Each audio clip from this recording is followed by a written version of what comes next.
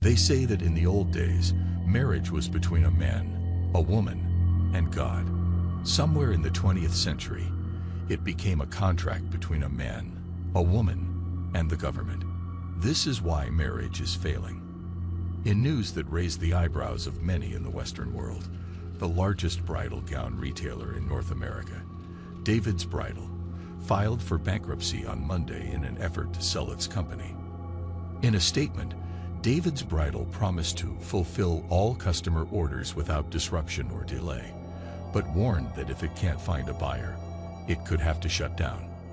The business, which previously declared bankruptcy in 2018, said that the COVID-19 epidemic, a decline in the market for wedding gowns, and excessive inflation had all negatively impacted its operations recently. According to court filings filed in New Jersey Bankruptcy Court, Pennsylvania-based David's Bridal has 294 locations and 10,000 workers and sells wedding gowns for as little as $199.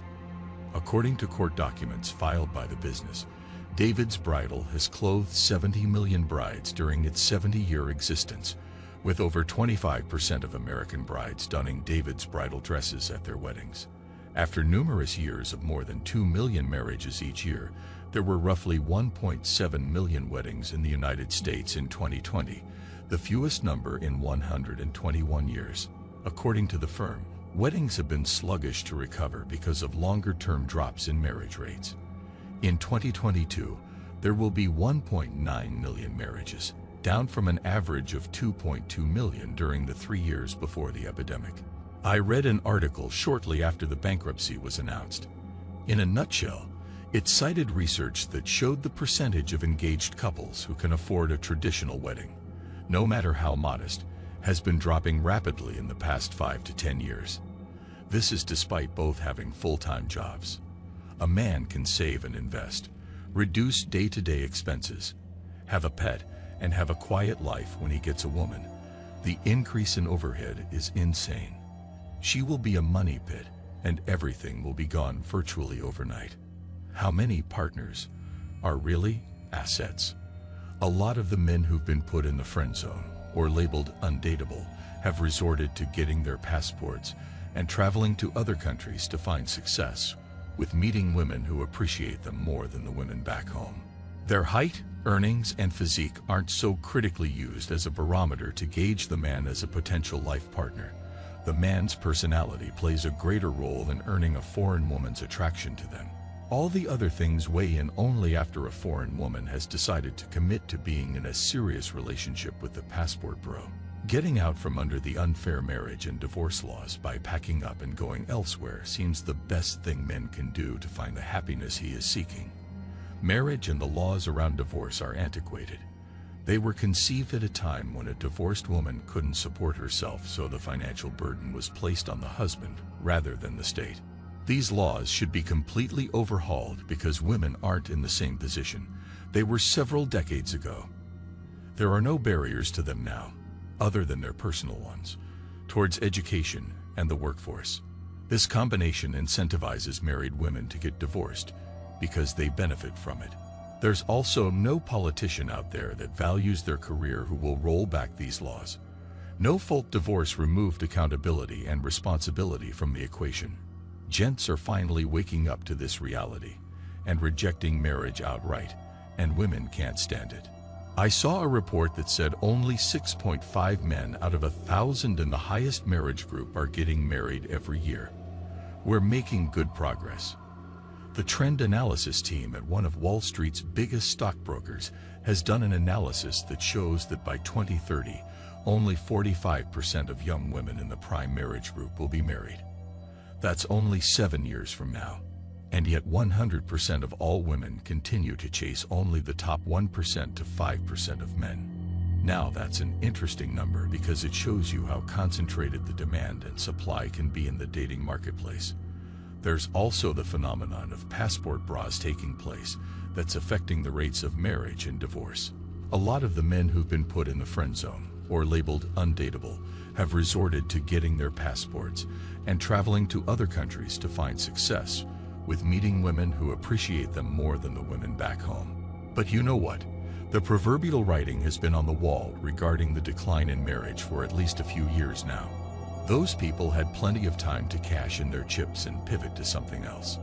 They chose to keep betting on an industry based on an institution that depended all but exclusively on men during a time when men are all but exclusively blamed and shitted on for all of the ails of the world. Also, jewelry companies like Kay and Jared's engagement ring sales are down 50%.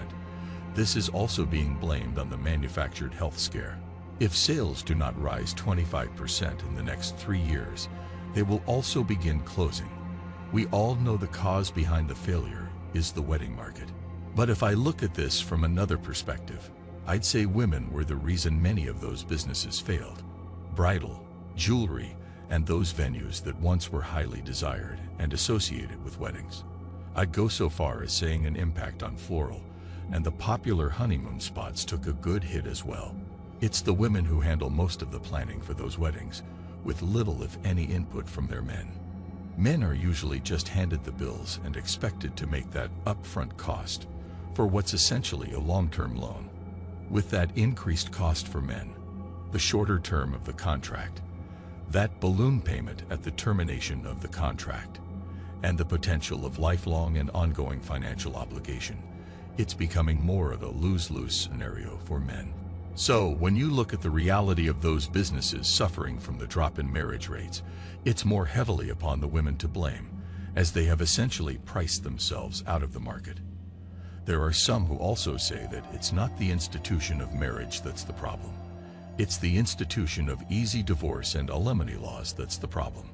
If women had to show cause for divorce and be told they could only take what they actually put into the marriage for money and no alimony, there would be a hell of a lot fewer divorces and more marriages.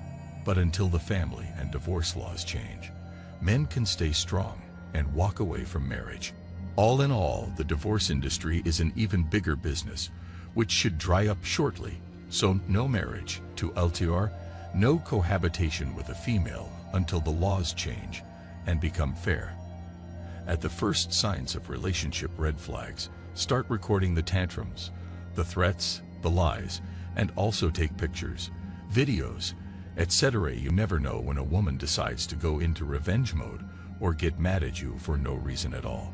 Remember, in court, you are at a disadvantaged position, especially in family court, so you'll need proof and evidence to prove your case and her dirty plans in nature. With the rising trend of failed marriages and more men going their own way, this is a wake-up call for a lot of businesses such as bridal dresses, jewelry, honeymoon retreat planners, wedding planners, and organizers.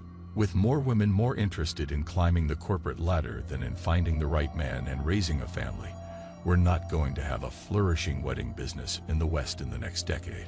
Marriage is obsolete, as are the divorce laws. The financial responsibility was put on the husband rather than the state, since they were born during a period when a divorced woman couldn't sustain herself. Women aren't in the same situation they were decades before. Thus, these rules need to be fully revised.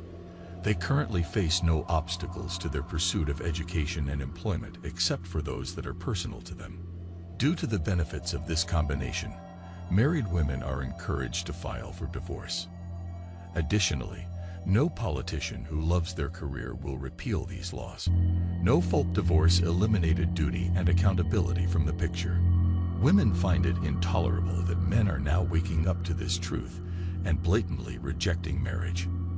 Thanks for watching The Circle of Kings. As always, we're looking forward to your support. So please hit the like button, share this video with your friends, and subscribe to the channel to stay updated with everything all kings like yourself need to know.